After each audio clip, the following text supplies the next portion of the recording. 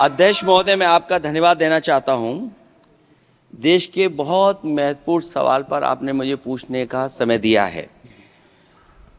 अध्यक्ष महोदय, ये सरकार किसी और का रिकॉर्ड बनाए ना बनाए, लेकिन पेपर लीक का रिकॉर्ड जरूर ये सरकार बनाएगी।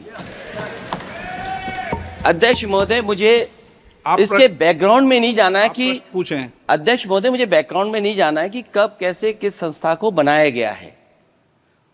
पूरे देश के छात्र इस पे आंदोलित थे। लगातार अखबार और सीबीआई की जांच के बाद चीजें सामने आ रही हैं, लोग पकड़े जा रहे हैं, जेल भेजे जा रहे हैं। मैं अध्यक्ष महोदय आपके माध्यम से पूछना चाहता हूं मंत्री जी से, क्या सेंटर वाइज जिन बच्चों को सबसे ज्यादा नंबर मिले हैं, क्या उसकी सूची जारी करेंगे? 30,000 सीटें जहां हैं, कई सेंटर अध्यक्ष महोदय ऐसे हैं जहां 2,000 2,500 बच्चे पास हो गए हैं। सरकारी सीटें 30,000 हैं, कई सेंटर में 2,000 से ज्यादा पास हो गए। कई प्रदेश के ऐसी जगह है जहां पर कुछ सेंटर से 600 से 650 से ज्यादा सबसे ज्यादा नंबर हैं। और अगर वो संस्था इतनी क्रेडिबल थी तो अध्यक्ष महोदय जिन सेंटर्स पे ये परीक्षा हुई उन सेंटर्स का इंफ्रास्ट्रक्चर क्या था? क्या मंत्री जी ने जानकारी की थी इस बात की? अध्यक्ष महोदय, मेरे आपके माध्यम से एक ही निवेदन है कि बिना ये मंत्री जी रहेंगे तो न्याय नहीं मिलेगा बच्चों को। अध्यक्ष महोदय, आदरणीय अखिलेश जी की प्रश्न का मैं विनम्रता से उत्तर देना चाहूंगा कि अभी अभी सुप्रीम कोर्ट में जो चल रहा है केस, सुप्रीम कोर्ट ने ऑर्डर दिया पूरा विद्यार्थियों की सूची को वेबसाइट में उपलब्ध करा दो। सर, पिछले 3 दिन से देश भर की सारे विद्यार्थियों की लिस्ट पब्लिक डोमेन में उपलब्ध है। ये सारा चीज खुले पे है और कई प्रकार की तर्क आ चुका है। सर, मैं एक अभी उसमें केरल के विद्यार्थी भी अच्छे किए हैं, क्या हम ये कहेंगे भी वहां भी कुछ गड़बड़ी हुई थी? ऐसे आरोप करना, मैं देश की ग्रामीण इलाका, देश की एसटी इस बार सबसे अच्छा परफॉर्मेंस करने वाले देश की एसटी एससी ग्रामीण बैकग्राउंड आर्थिक पिछड़े लोगों की है। क्या हम उनकी मेधा को हम चुनौती देते हैं? और बाकी रहा क्वेश्चन पेपर लीक की, सर मैं शुरू से मेरा एक स्टैंड रहा, राजनीति नहीं करना, लेकिन अखिलेश जी जब वहां दायित्व में थे उस सूबे की, सर सारे सूची है कितने बार उत्तर प्रदेश में क्वेश्चन पेपर लीक हुए हैं। माननीय एक मिनट प्लीज, एक मिनट। राहुल गांधी जी, आप प्रश्न पूछना चाहते हैं? Speaker sir, it's obvious to the whole country.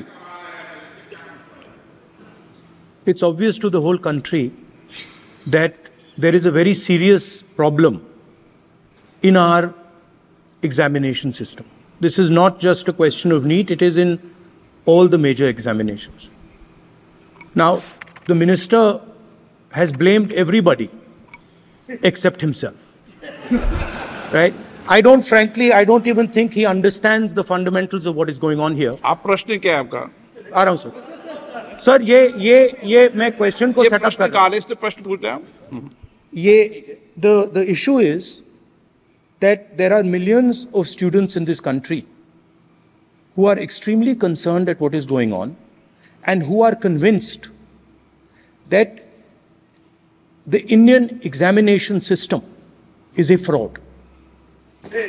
That is what is at stake here. Millions of people believe that if you are rich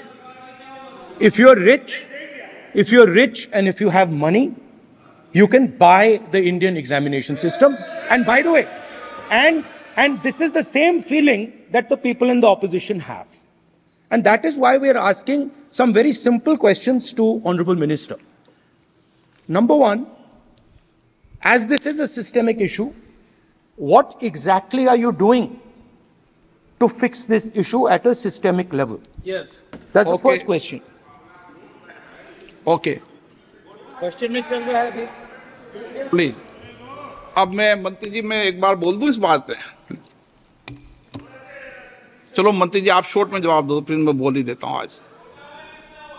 आप शॉर्ट में जवाब देना। अध्यक्ष महोदय, मेरे जो शिक्षा है, मेरे जो संस्कार है, मेरे जो सामाजिक जीवन है, मेरे को मेरे राज्य की, मेरे सूबे की जनता की स्वीकृति मिली है। मैं किसी की, मेरे बौद्धिक और मेरे संस्कार की सर्टिफिकेट मेरे को सारी सदन में किसी से नहीं चाहिए।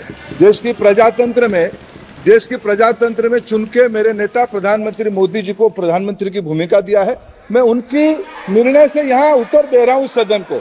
बाकी ये कहना चिल्लाने से सच झूठ नहीं हो जाएगा साहब। ये जो कहा गया देश की अभी की एग्जामिनेशन सिस्टम रबिश है सर, इससे दुर्भाग्यजनक बयान देश की नेता प्रतिपक्ष का कुछ नहीं हो सकता है सर। मैं कठोर शब्द से इसको निंदा करता हूं। बाकी रहा, मैं सर आपके सामने, आपके माध्यम से देश के सामने सर एक तथ्य रखता हूं सर। जिन्होंने रिमोट से सरकारें चलाई है, 2010 में 3 बिल आया था सर शिक्षा सुधार के लिए। उन्हीं की पार्टी के नेता आदरणीय कपिल सिब्बल साहब 3 बिल लाए थे। उसमें से एक बिल था एजुकेशन, उसमें एक बिल था prohibition of unfair practice bill 2010, जिसके उद्देश्य एजुकेशन इंस्टीट्यूशन में माल प्रैक्टिस को बंद करना। सर मेरे सरकार की हिम्मत है, अभी हमने पब्लिक एग्जामिनेशन की रेगुलरिटीज में बिल लाए, कानून बनाए। क्या मजबूरी था कांग्रेस पार्टी की, क्या मजबूरी था नेता प्रतिपक्ष की? उन्होंने उस बिल को उल्टा किया, किसके दबाव में उल्टा किया? क्या निजी मेडिकल कॉलेज की दबाव में, उनकी घूसखोरी की दबाव में उन्होंने उस बिल को उल्टा किया था? सच सुनने की सामने ही है ये। मैं किसी की विद्वता में प्रश्न नहीं उठाता हूं, लेकिन सच 2010 में शिक्षा सुधार की बिल उन्हीं की सरकार ने लाया था, दबाव में उन्होंने उल्टा किया। ये हमको प्रश्न पूछते हैं। एक मिनट सब, एक मिनट प्लीज, एक मिनट प्लीज। मैं सबको मौका दिया, सबको मौका दूंगा। एक मिनट माननीय सदस्य, प्लीज 1 मिनट बैठिए। प्लीज बैठिए। आप पहली बार, हाँ 1 मिनट रिकॉर्ड में नहीं जा रहा। कल्याण जी प्लीज, कल्याण जी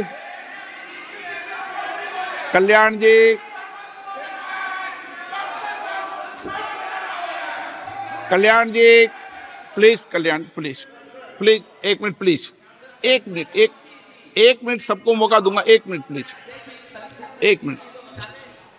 माननीय सदस्यगण, विषय महत्वपूर्ण था, मैंने सबको अलाउ किया, लेकिन एक बार इस सदन के अंदर ये सार्थक चर्चा होनी चाहिए, क्योंकि प्रश्न ये था कि परीक्षाओं के विषय के अंदर, और आप सबको पता है देश में अलग अलग राज्यों के अंदर भी अलग अलग दलों की सरकार रही, और उन अलग दलों की सरकार में आपकी भी सरकार रही, अन्य दलों की सरकार रही। वहाँ भी कई बार प्रश्न लीक हुए, प्रश्न पत्र लीक हुए और परीक्षाओं पर प्रश्न उठे। मेरे सवाल, 1 मिनट मैं बता रहा हूँ जिसको, आप पूरी बात सुनिए मेरी। मेरा कहना यह है कि हम और उन 1 मिनट प्लीज बैठिए, 1 मिनट नीट नहीं सारी। हमारा सवाल ये है कि हम यहाँ इसलिए चिंता के लिए बैठे हैं कि भविष्य में हमारे विद्यार्थियों के भविष्य पर कोई विषय न उठे, इसलिए किस तरीके का मैकेनिज्म डेवलप करें, परीक्षाओं का क्या बेहतर सिस्टम डेवलप करें, इसमें सबके सुझाव आए ताकि भविष्य के अंदर, और उसके लिए जो उत्तम सुझाव हो सकते हैं सरकार भी उस उत्तम सुझावों को मानेगी। 1 मिनट। लेकिन हम अगर सारे परीक्षाओं पर सवाल उठाएंगे तो कई राज्यों में कई दलों की सरकार है जो परीक्षाएं आयोजित करती रहती है। हम सारी परीक्षाओं पर सवाल उठाएंगे तो जो बच्चे उत्तीर्ण होते हैं उनके भविष्य पर और भारत की परीक्षाओं पर, भारत की शिक्षण व्यवस्थाओं पर, पूरे विश्व में एक बहुत गंभीर असर पड़ेगा, जो सदन की चिंता का विषय है।